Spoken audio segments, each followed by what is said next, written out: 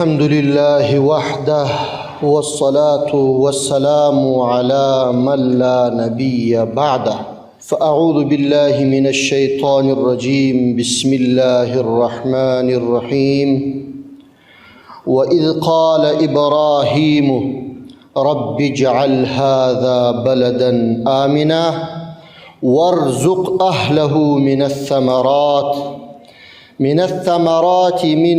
من آمن منهم بالله واليوم الآخر صدق الله العظيم. طولو محترم حاضرینو مجاهدینو مشرانو علماء کرامو او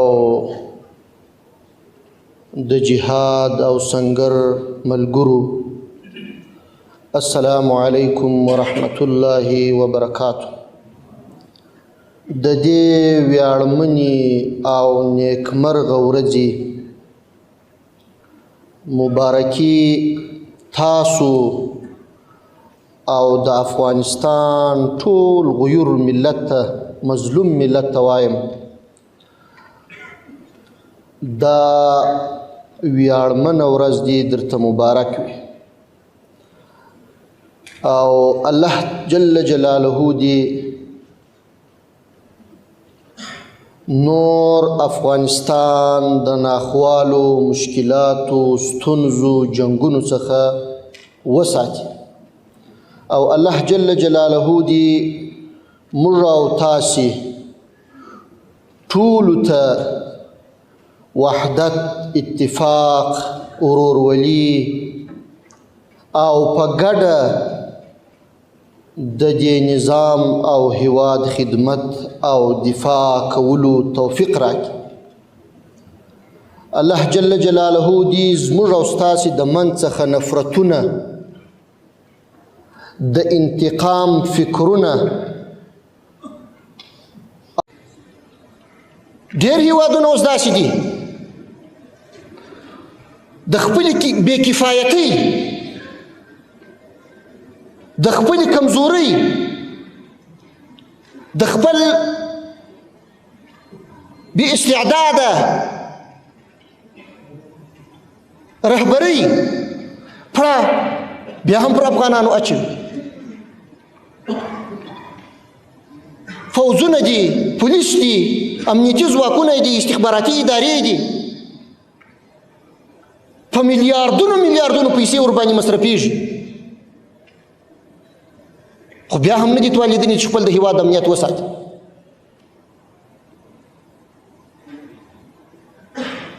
امنیتي پیښې کېږي، مشکلات پکښې پیښېږي،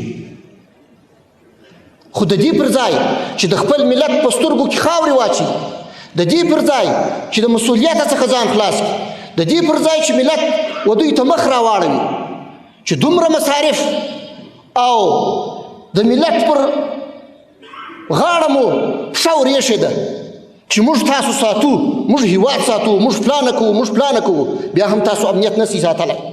د دې دپاره چې خپل د ملت فکرونه بلې خوا ته واړوي، هغوی وغولوي، پر افغانستان باندې اتهامات لګوي او پر افغانستان باندې د خپلو ناکامیو پړه اچي. موږ ورته وایو چې خپل مسؤلیت ته متوجه سه، خپل کار ته ژمن واوسېږه، خپل د هېواد امنیت وساته، افغانستان مه متهموه. افغانستان د چا دپاره خطر نه دی، افغانستان د چا دپاره ضرر نه دی. افغانستان دا 40 کاله ستونزې او مشکلات ګاللي دي او پوهېږي، دا ولس پوهېږي چې دا ناخوالې او مشکلات د هیچ چا په ګټه نه دي. موږ د هیچ چا سره دښمني نه غواړو، د هیچ چا د نظام د استحکام او د خپلو مجاهدینو د کنټرول او د خپل نظام د حفاظت لپاره یو دریځ نیسې، هیڅکله د چا تر تاثیر لاندې مه راځه او باید رانسي. ته باید خپلو منافعو ته متوجه. نور هغه ته که دا د چا په ګټه وي که په تاوان وي، که څوک خاندي که څوک ژاړي، که څوک خوشحالېږي که څوک خوابدی کېږي هغه موږ ته مطرح نه ده. موږ ته خپل ملت مهم دی، موږ ته خپل نظام مهم دی، موږ ته خپل هیواد مهم دی. د دې هیواد په ګټه به پرېکړې کوو، د دې هیواد په نفع به پرېکړې کوو، د ملي منافعو په نظر کې نیولو سره به پرېکړې کوو.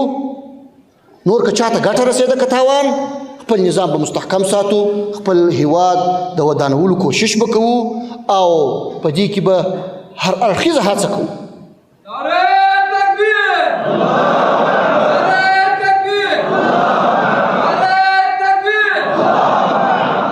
یوه یادونه باید وکړو چې موږ تاسې که دا 20 کاله مبارزه کړې ده، جهاد مو کړی دی، د اشغالګرو په وړاندې درېدلي یو، په دې کې موږ د هیڅ چا د احسان پوره وړي نه یو.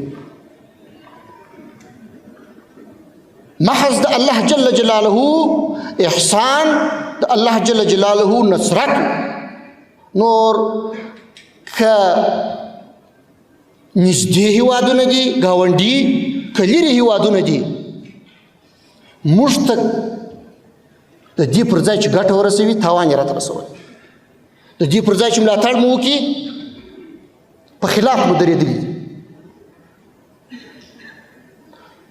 په دې جهاد کې، په دې 20 کلنه دوره کې زموږ سره نه یو سازمان، نه یو هیواد، نه یو ټولنې ملاتړ کړی. دا یو داسې جهاد و چې د نړۍ په تاریخ کې زما په فکر او په اندازه باندې لکه څنګه چې مفتي صاحب محترم وویل، ما ته یې ساری کم لیدل کېږي. ګورئ، که د انګریزانو په مقابل کې موږ تاسې جهاد کاوه، خو د امن دپاره مو یو ځای درلود. د روسانو په مقابل کې چې موږ تاسې جهاد کاوه، ډېر هیوادونه زموږ تاسې ملاتړي وه. چا پناه راکول، چا مالي ملاتړ کاوه، چا اسلحه راکول، چا بله مرسته راسره کول، چا بله مرسته راسره کول. او داسې ځایونه مو درلوده چې هلته موږ په امن، هوسا او د هر خطر څخه محفوظ واوسېږو او هیڅ په فکر کې دا راونه ګرځېږي چې دلته ماته خطر متوجه دی. خو په دې جهادي دوره کې په 4 کونجه دنیا کې د نړۍ هیڅ داسې یو هیواد، هیڅ داسې یو ځای وجود نه درلودی، داسې یوې 20 ځمکې وجود نه درلودی چې هلته دې یو مجاهد یا مسؤول یا غیر مسؤول دا احساس وکړي چې دلته زه داسې محفوظ یم چې په دې دنیا کې موجود هیڅ قوت ماته خطر نشي پیښولی. 24 ساعته پر هر ځای د خطر احساس کېده، د مشکلاتو او ستونزو سره مخامخ. نو دا بریا، دا تاریخي فتحه او دا قربانۍ دا باید پردیو ته منسوبې نشي. که څوک دا قربانۍ او دا ستر خدمتونه پردیو ته منسوبوي یا پردیو ته څه هم پکې ورکوي، هغه زما په فکر باندې د دې نظام او د دې قربانیو سره خیانت کوي. نو خبرې راڅخه اوږدې شوې. الله جل جلاله دې موږ او تاسې ته توفیق راکړي چې په قوي عزم او ایمان سره ودرېږو